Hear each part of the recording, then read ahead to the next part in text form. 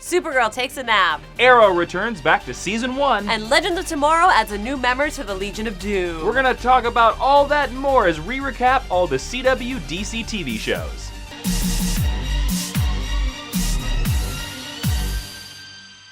Hi, I'm Jason Inman. And I'm Ashley Victoria Robinson. And welcome to DCTV Recap, the show where we're going to break down all the CW DC shows because we love watching them, and you do too. You do. Admit it. Admit it. Mid-season finales, Ashley. So many mid-season finales that Supergirl had hers last week. Yes, so she did. We're going to talk about Supergirl. And just for your clarification, if you want to skip ahead to a certain show in case you don't like it or whatever, all the links are down in the description. Skip ahead.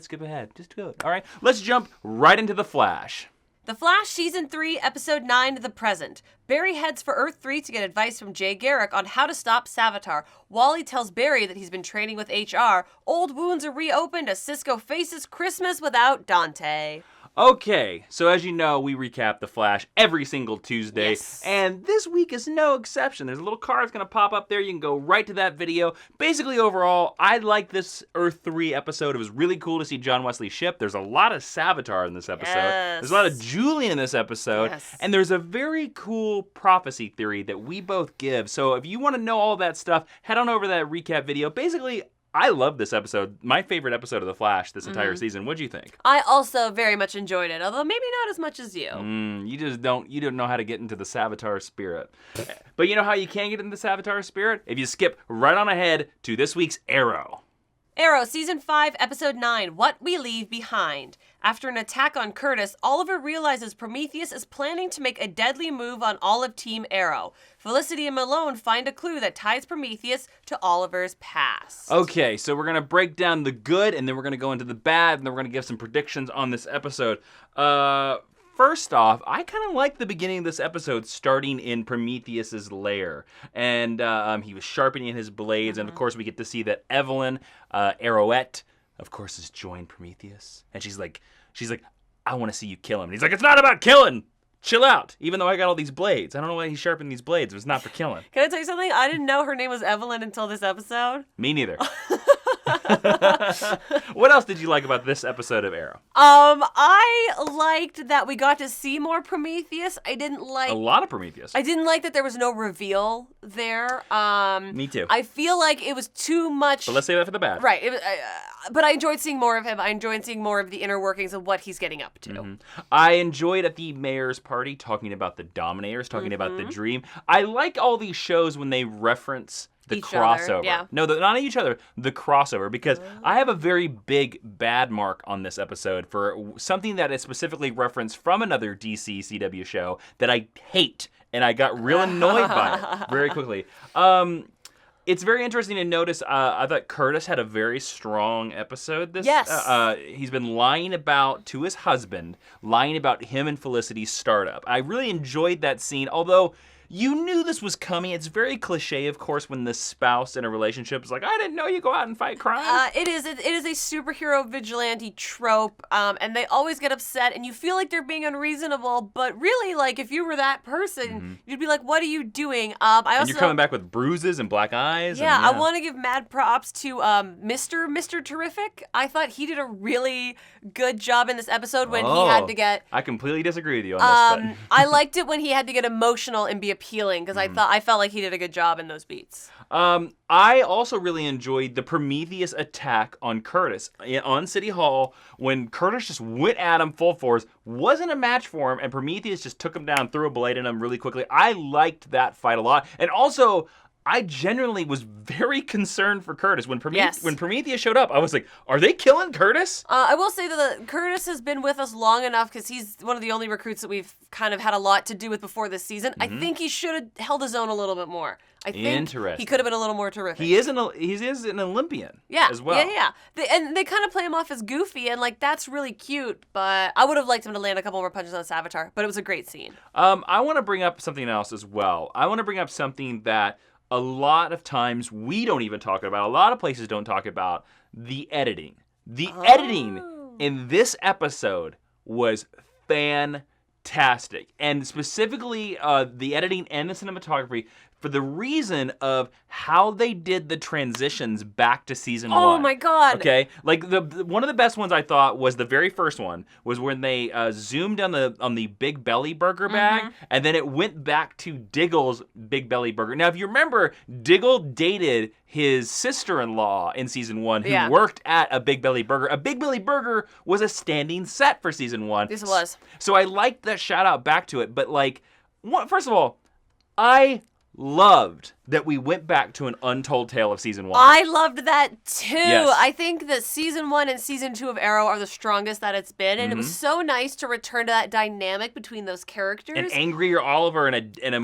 less daddy Diggle. Yeah. More like Brother Diggle. I felt, Brother Diggle. I felt that you could really see the change in Stephen Amell too. I thought he did a great job transforming into that Oliver, and an edit that I really liked was they zoomed in on a green arrowhead, and they pulled out, and it was a Christmas tree ornament. Oh, nice. I remember that and one, I just thought it was so cool. It was so well done. Also, we have to give mad props because the face paint mask is back. Yes, it was. Where you just take grease and go. There's something I think satisfying to see Oliver I I'm doing that. Oh, are you okay? It's okay. There's something. I suffer for the face paint mask.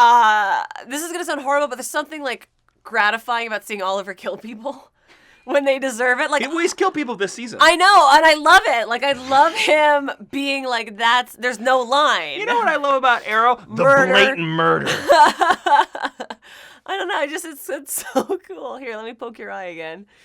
What is that? I'm helping you with your face paint. Oh my god. No, I wasn't face painting. I was like licking the arrow. Like it was too far. It was far too far. But like when he's holding the guy hostage, it was cool. I hope somebody gifts that as well. Okay. This has been the week of gifts. The Giphy week. Oh man, the Barry the. Hey. Did Go watch the Flash video. What else did you like about this episode? I liked what we saw of Felicity in this episode because something. Really? I did. Okay, because I feel like.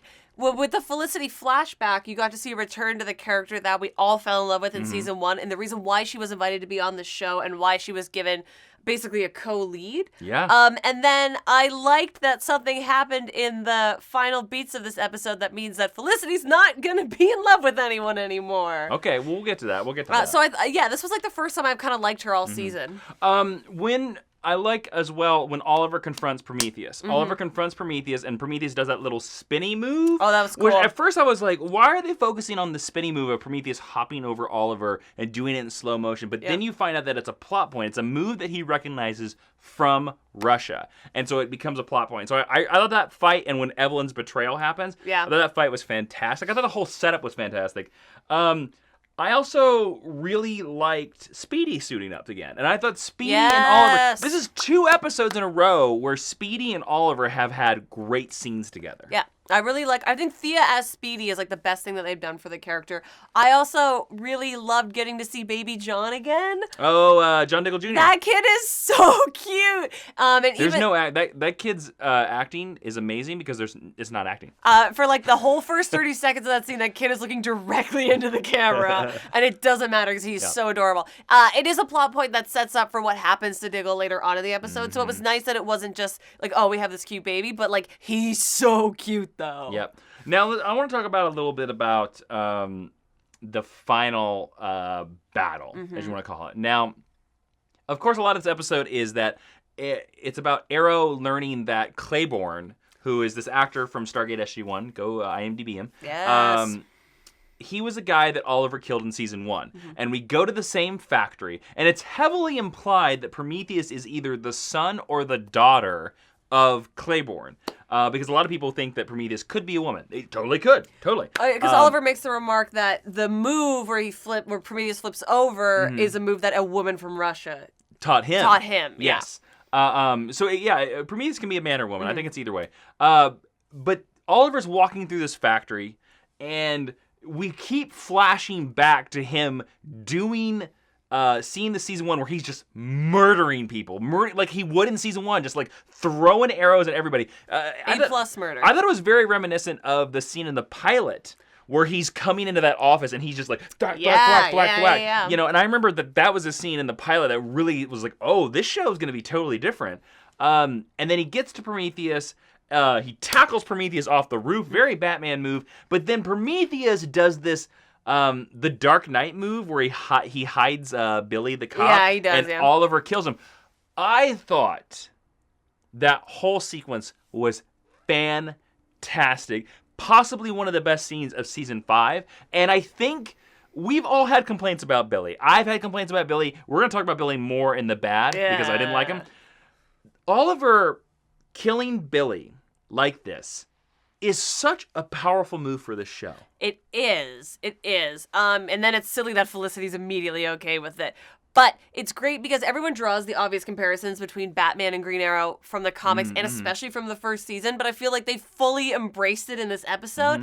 And it was totally badass. Yes. Like, more of that, please. And I know that's an expensive stunt. You can't do it every episode. But it's so cool. And Oliver should be that proficient now by season 5. Oh, to be able to tackle him off the roof. Tackle him yeah. off the roof. 100%. And then, like, when they shoot the grappling hook and they swing through the window, like, yeah, he's totally fine. He's going to come up and he's going to shoot the guy. Like, that, he should be that good. Well, here's the thing, too. At this point in the CW-DC universe, Oliver has beaten Deathstroke. He's beaten Ra's al Ghul. He's beaten Malcolm Merlyn. He's beaten Damien Dark. And a ton of other people. Yeah. In this DC CW universe, Oliver should be the best fighter in the world. The best technical fighter. That's not strength. That's not meta-human abilities. But he should be the best fighter. Well, I mean, to bring back the comparison, he should be the Batman. He's the Batman. Now, that's a thing where I'm going to be very intrigued about who Prometheus is, because Prometheus has been able to stand on his own with Oliver. And I get that you have to make a villain that is equal, but at the same time, again, Oliver's the best fighter in this world. Yeah. So whoever this Prometheus is has got to, this reveal, and that's something I want to talk about maybe in predictions or maybe in bad as well. I'm very intrigued and concerned about the Prometheus reveal. I have a Prometheus prediction. But I want to talk about a couple more good things. Yeah. I thought Stephen Amell in the reveal where he revealed that Billy was dead, I thought was great. Yep. Again, Stephen Amell, 2 for 2 in these scenes where you're almost crying, man. Well done. He's had a couple moments of great acting in the really recent episodes. But it goes back to what made the show so great. Yes. Yeah, exactly. Yep. And then again, another thing that made this show really great, if you ever watched any of the Collider Arrow shows that I did, for me, Arrow always, they did this a lot in season 1 and season 2. They kind of abandoned it in season 3. They brought it back here and there in season 4. And they haven't done it this season except for this episode. The montage. Yes. Arrow used to always end with this like this very emotional monologue and a song and a montage, and they played it to amazing effect in this episode. John walking into the apartment getting captured, Felicity crying her eyes out, and then I forgot what Stephen Amell was doing. It's Curtis alone in the hospital bed. And then what is Oliver doing? Doesn't matter. Oh, he's with his girly girl. News anchor lady. Yeah. So again, a good montage. Anything else you want to point out before we move into the bad? No, it was a really great episode. All right, let's talk about the bad. Felicity.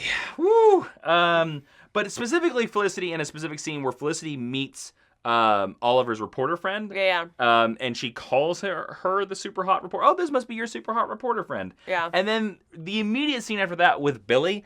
I hate to say this, I am so glad that Billy is dead. I'm so glad he's dead. He was terrible. You know what? The character was badly written and the actor did a terrible job. I don't even think he's a particularly bad actor. I just think... I do. I think he was terrible in this part. Yes. And I think the part was poorly constructed and poorly written and poorly executed. But I think him in a different part, maybe him at something like Ragman, he actually could have, and that makes me sad. Like, I think he could have pulled off a better character. I will flip this on you because Tommy kind of had a similar part in season 1. But he was awesome. But yeah, he was great at it, right? Yes. So like that's the difference here. It is. You know. It is, but I don't put the whole blame for that character on him. No. Totally. I also did not like every single mention of Flashpoint. We hit that Flashpoint bell so many times in this episode, specifically Wild Dog. And who should have no idea. No. He does because we watched the crossover last week and Flashpoint was revealed to all of them. I know, but because like he's one of the least important characters. Like, he should not be the character to bring it up. And he brought it up the most. And I just thought every time they mentioned Flashpoint, it's kind of like my same problem when the Legends call themselves Legends. I hate that everybody calls this timeline Flashpoint now just because of something a joke that Eobard Thawne made. Yeah. It's too much on the nose, and I just don't dig it. Yeah, and you don't feel like as the audience that you need to be reminded that it just happened. And then let's talk about the finale. The final scene of this episode. Oliver walks into the Arrow Cave, and Laurel Lance is standing there and says, "Hello, Ollie." Okay. Why? My immediate reaction... I'm giving this a bad because I don't like that actress. I don't like her character. But I literally went, "What?" when this happened. I don't understand why this happened. Well, it happened because of her contract. And I know she's coming back as part of the supposedly Legion of Doom kind of thing like that. So this confuses me even more. Right. I'm giving it a big stinking bad, especially because after the Arrow 100th episode where we got to revisit Sarah's character, I was like, wow, like Sarah was a really good Black Canary. Yeah. Like, she's my Black Canary. And then having Laurel solely focus as a love interest was such a wonderful goodbye to that character. It was all I needed her to be. And they failed to explain why she's there, so I don't know if this is her alter ego. We don't know who this is. Or if this is a hallucination, like something like we'll talk about in Legends in a little bit, but like it's so out of left field, like it's a terrible cliffhanger. Yes. And Arrow usually has pretty good cliffhangers. Bad. All right, so let's move into the rating of this episode. Scale 1 to 5, 5 being the best. What would you give this episode of Arrow, What You Leave Behind? Also, conspicuously, the name of the Deep Space Nine finale. Yes. Although What You Leave Behind is the Deep Space Nine finale, this was What We Leave Behind. But I think somebody's a Deep Space Nine fan. You can let us know. Mark Guggenheim? Call us. So we don't do half stars, so I'm going to be generous and I'm going to grade up for the really cool fights and for a couple storylines that I really like, so I'm going to give it 4 out of 5. Interesting. I think this was a pretty good episode. I thought it was okay. It had a couple problems, and the problems kind of stuck out more so than some of the other episodes. So I'm going to give this episode a 3, even though I love the season 1 stuff so much. It was so good. I thought that Arrow had some stronger episodes in this one, so I'm going to give it a 3. It's still really good, but I'll tell you what, we are 8 episodes into this season of Arrow, and I feel that there's only been like one stinker in this entire 8. Yeah. And, man, a lot of people are saying this on the internet. Arrow's back, baby. Arrow is back to where I'll be very interested to see if they can hold it. But like for me, they found the season 2 magic again. They found it. And it deserves to be good. Yes, it should be because it's the granddaddy of these shows. All right, quick production for Arrow. Going into the future of Arrow, if you have a Laurel prediction or a Prometheus prediction, whatever you want to predict. I have a Prometheus prediction. I don't waste my time on Laurel. So I think, given the comments, I'm sorry, that was really rude. Given the comment that Oliver made about the fact that Prometheus might be a female, I think that's really interesting because, of course, Prometheus is a male name, the character from mythology. So, of course, you're always thinking male. And whoever's in that stunt suit is a dude. Yeah, 100%. It's a man. We all know it's Michael Dorn. Right. Man, he's so good. It's a man. When they unmask it and it's a female, you'll see the difference in the body. So I really think that it's Oliver's reporter friend. Yes. Do you think because they focused on the vodka when she was pouring in the vodka? And I also think because I think these shows, I've said it before about The Flash, I think they do the obvious thing with the bad guy, and they're always someone who was just introduced at the beginning of the season. And if it's not Billy and it's not the DA, we clearly know it's not the DA is vigilante. Right, and we clearly know it's not those two characters. She's the next logical choice for me. So I think that she is actually Prometheus, and that could be a cool reveal. Sure. I could be down for that. Interesting. What do you think is coming up? I don't think it's her. I will just say that really quickly because I think it's a red herring. To be honest with you, I'm not going to make a Prometheus prediction because I honestly don't know who Prometheus is now. That's fine. They have thrown in so many red herrings, specifically in this episode. I have no idea what to guess. I actually think this is the best job they've done disguising the identity of the villain ever. And I'm very surprised because I thought we would end this episode knowing who Prometheus is. It really felt like we should have known. Because they tend to do that. The mid-season, they always reveal their villain. That's where we learned who Zoom was. That's where we learned who Eobard Thawne was. Yes. I'm going to make a Laurel prediction of what Laurel is in that final episode. I think that it is a hallucination, or it is the Laurel from Earth 2 who has been in the pipeline forever. Oh, yeah. Okay, now remember, Black Siren was her name. Yeah. And she's on our Earth. She's in that pipeline. Yeah. If she is part of this Legion of Doom, there is nothing to say that Eobard Thawne couldn't have ran in there and released her and put her there. Yeah, completely. That, for me, I think is the most likely suspect. That's what I think it is. I think she's Black Siren. I do not think Laurel Lance is alive. I think this is a big hoodwink. Yeah, completely. And I think this is how Arrow gets involved in this whole Legion of Doom storyline, which is good. I think we're going to see a double crossover. I really do. I think all 4 shows are all going to cross over again in the finales. I really do. I think this Legion of Doom is going to affect every show. I have seen a lot of people online saying that they were hoping that Laurel would come back through the use of a Lazarus pit, because we've done that twice. Lazarus pits are gone. We've done that twice now, but it's comics. I also do not think it's Laurel because of Flashpoint. I agree. Because I do not think it's a Flashpoint.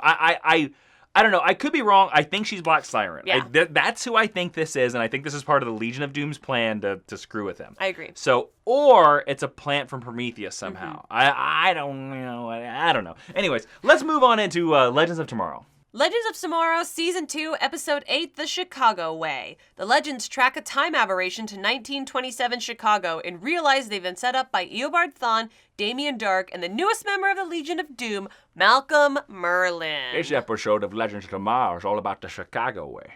Who apparently talk like The Sean Chicago Connery. Way. I mean, it's an Untouchables reference. I've never seen it. Well, it's Elliot Ness. That's okay, neither has... And that's where you do things the Chicago way. Yes. What an Oscar for that, by the way. What an Oscar for that movie. Let's talk about Legends of Tomorrow in 2027 in Chicago, excuse me. First off, I love any scene where Damien Darhk and Eobard Thawne are in the same scene together. Matt Lesher and, excuse me, I forgot. Neil McDonough. Neil McDonough, amazing actors. I only wish Al Capone could have met them. We'll talk about that in the bad. Yeah. But I like that they show up, like, I don't know if it's Halloween, and then Reverse Flash takes all the guns, and then we introduce Malcolm Merlyn, finally, as part of the Legion of Doom. Now, I want to ask you what you think about Malcolm Merlyn, and if he's in your bad, let's just skip past it. But I also want to talk about, too, a little bit right now, where in Malcolm Merlyn's timeline do we think he's in there? So let's talk about this a little bit. So... Do you like it, or yes or no? I'm notoriously not a Malcolm Merlyn fan. All right, let's wait on this. But I like it from an intellectual point of view. I like that we're collecting all these different bad guys. Okay. The question of the timeline did arise for me because I don't know what he's up to. Did it happen to you? 'Cause right now? That was my first thought, was like, okay, where in Malcolm Merlyn's timeline are we? Yeah, and like if you're...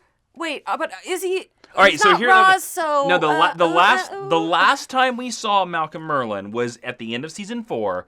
Remember, Oliver chopped his arm off. Yeah. He only has one arm. And he's definitely got both arms. And he lost the league. So the question is this a Malcolm Merlyn that is earlier in his timeline, perhaps a season 1 or 2 Malcolm Merlyn? They reference Tommy's death. Okay. And he knows about it. So a season 2-ish. Yeah. Or is this a Malcolm Merlyn that was plucked from his timeline in present day and given his arm through future technology? Right. That would be my guess, or that the explanation is going to be that, like, Flashpoint reset the arm. Ooh, I don't think Flashpoint reset the arm, but you're probably right. I agree with you. It's probably present day Malcolm Merlyn. I think that's the easiest explanation. But it is something that immediately concerned me. My first thought, I was like, but where is he right now? Yes, exactly. What else did you like about in this episode of The Chicago Way? I like that this episode is basically a Mick Rory-centric episode. It's a very heavy heat wave. Yes. That was totally great. They've done a really good job at humanizing him throughout this season. And Gideon actually has a line where she's repairing Elliot Ness's brain damage. And I think it's Brandon Routh says, like, oh, how come you haven't done that on Mick? And she goes, how do you know that I haven't? How do you know that I haven't? And I thought that was like a neat way that if you wanted to like retcon why we have to make him more relatable. And then, of course, I mean, Captain Cold.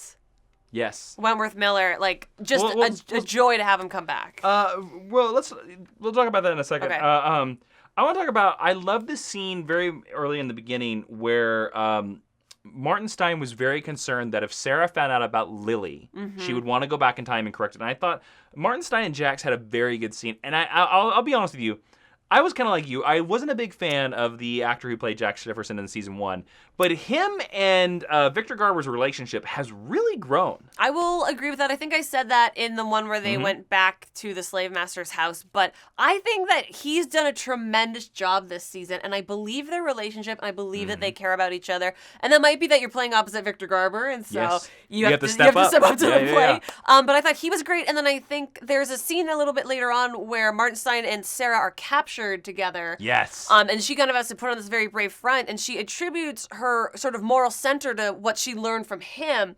And I don't think of those characters as having a particularly close relationship. We haven't seen a lot of it. But I thought it was really beautiful, and I thought Katie Lotz played it very sincerely. It was a great scene. Now, you mentioned Captain Cold earlier. Let's talk about this. Wentworth Miller back on the show. Finally! For me, it was a big impact when Heatwave saw him for the first time and said, Leonard. Yeah. When he said Leonard, I was like, oh, this is interesting. Now, I'm a little disappointed that he's only a part of Rory's brain. I don't think he is. I think this is future tech screwing with him. I hope so, because I think it would be such a bummer to not bring him back post-Flashpoint. Just him be. Again, he's supposedly part of, just like Katie Cassidy, he's supposedly part of this Legion of Doom. I hope it's part of the plan and that they're just messing with him. I think it's part of the plan. And like just watching them, like they play so well together, like, oh, it was so fun. Yeah. But his name does come up in the opening credits, unlike somebody else who comes up later on. So I knew that he was coming from the opening moment. I kind of wish that they'd left him to the end credits. It could have been a nicer surprise. And a lot of people I know like got after us because like I made the prediction last week about Captain Cold showing up this week, and they were like, he was in the trailer, man. Don't you watch the trailer? No. We don't watch the trailers because the trailers always spoil things. We go in cold. Like the captain. I was just about to say that. You know what isn't cold? It has a lot of warmth. I want to go back to that scene you talked about. Sarah and Martin Stein sitting in chairs together. Probably, I'm going to say it right now. The best performance Katie Lotz has given this season. I would say so. When she says, Martin Stein, you are a good teacher. And especially it works really well because he is a professor. Oh, I didn't even think about that. Get it? He's a professor. What else did you like in this episode? I liked the little bit of Amaya stuff that we got. I'm really enjoying that they put her in a mentor role to Rory. What? No. They did not put her in a mentor role to Rory. They put her in a lover position to Rory. But the way it begins is that she is tasked with taking care of him and minding him. And like when like she's in the middle of the road and she's shooting her Tommy gun and then they take down the truck. Like that's great. And isn't it interesting? And then a joke at like Ray and Nate's expense. I'm always there. I want to bring that up. I thought that was the best joke of the episode where they're in the truck and he like insults them. He's like I don't want to care about those two idiots. And the camera turns and they're standing there. He's like, we're standing right here. But they haven't helped the entire time, and he's like, get in the back. Get in the truck. Like, that was really great. I thought they had faked me out really well in previous episodes. I thought they were going to try to set Amaya up with Nate. I did too. And I'm not a Nate fan, so I wasn't into that. But, like, they can set her up with Heatwave. I'm down. Well, yeah, because at the very end, she gives Heatwave a bottle of whiskey that she bamboozled away. Yeah, I loved it. And isn't it interesting? Because in episode 2, she wanted to kill him. Yeah. And then we've come this far in 7 episodes. Okay. But it doesn't feel rushed. If they get together, how do you feel about that? 10 out of 10. We'll watch. Okay. I love it. All I think it's so unexpected for both of those characters.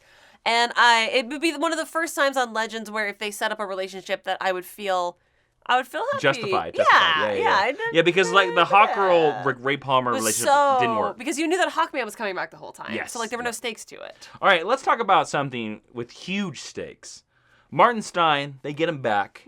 He comes onto the ship. He's in the library, and Sarah's there.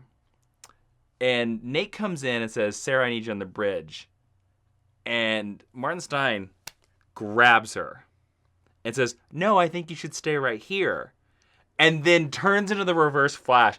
I'll tell you what that was one of the most tense scenes I think this show has ever done because I was like, they're all dead. Yeah. They are all dead. The Reverse Flash being on the Wave Rider, I was like, oh my God. Yeah. The ship was going to be destroyed. And it still seems a little strange to me that it wasn't. I will say that they got away a little conveniently, but I will say, let's talk about that. Okay, so Malcolm Merlyn comes on the ship, too. Yes, he does. All these gangsters come on the ship. Malcolm Merlyn and Sarah get to have a badass fight on the bridge. It's really good. It's really good. It's really good. Although there were a couple shots that you could see Malcolm Merlyn's stunt double very right, clearly. he gets a good facey a couple times. But the interesting thing is that it was Katie Lost the entire way through. It was her the entire way through. It's like my favorite thing is like to watch her. I would watch a whole episode of her just beating the shit out of people. But I do like that the only way they were able to stop the Reverse Flash was because basically they gave him the amulet. Yeah. Like, they gave him the amulet. They gave it up for family. But we're only halfway through the season, so they have to lose. Yes. Because if they beat the tar out of him, then there's nowhere for the season to go, and they're not a real threat. So, like, yeah, they get away sort of convenient. Like, he would have murderized them all. Like, that's what he would have done. But I just like watching him be evil. Okay. Well, let's talk about the last two things that I really liked in this episode. So we had the final scene with they have the amulet. They put it together, shows the map of the stars. Eobard Thawne mentions the Spear of Destiny, which, if you don't know, is a religious artifact, but also a very important artifact in the DC Comics history. Superman was once possessed by it, and he had to fight the Spectre. It is huge. Now, I don't know what they're going to do with the Spear of Destiny, because it kind of seems like Eobard Thawne has just been rewriting time by himself, so I don't know why he needs the Spear of Destiny. What did you think about the Spear of Destiny reveal? I liked it because I know it is a deep cut DC comic. It's a very deep cut. I think it's sort of funny that this is coming up, and then in Batman v Superman, like there's the Kryptonite There's also a spear. So I feel like DC's not like, the Spear of Destiny. No, not. But I feel like DC's like all about the spear of Kryptestiny. Imagery right now. And I think it's just another great instance where you see that Legends of Tomorrow can deal with the weird stuff in the back of your geek brain that was referenced once. Like, I'm interested to see how they legitimize it and how they use it throughout the season. I loved it. I love the reference. Speaking of legitimizing,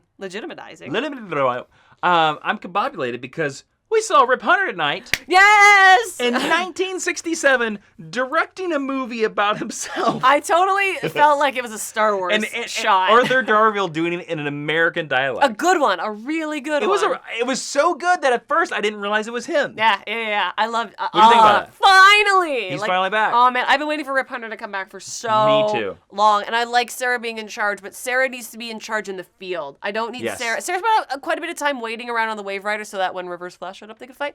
I like her much better when she gets to do stuff, and it made me realize like how badly Rip is needed to lead the team. I've missed them. I've really missed them on the show. Because even in this episode, when they let like Elliot Ness walk past them, I'm like, you nincompoops! Yeah, and I don't feel like... Yes, I said nincompoop. I don't feel like... It's the Chicago way. Steele is stepping up to the plate to fill that role for me, even though that's sort of the conceit of his character, so...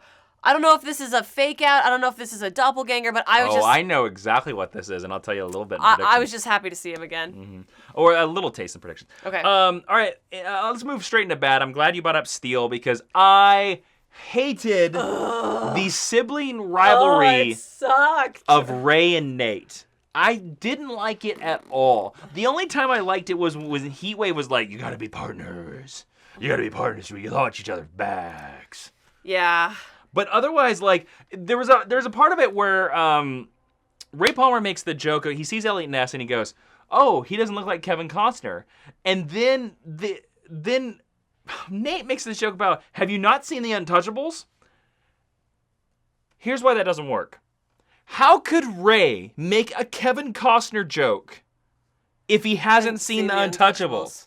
You see how that doesn't compute? I just think, too, that destroys all of the great character work that we've had from Ray up to this point. Yeah. And I didn't think they were good together. I thought they kind of sucked in every scene that they shared. And that's a huge arc throughout this episode. It was so it's just like, fire them both. Or at least fire Nate. Because, Ray does stuff. No, Ray works on this show. Yeah.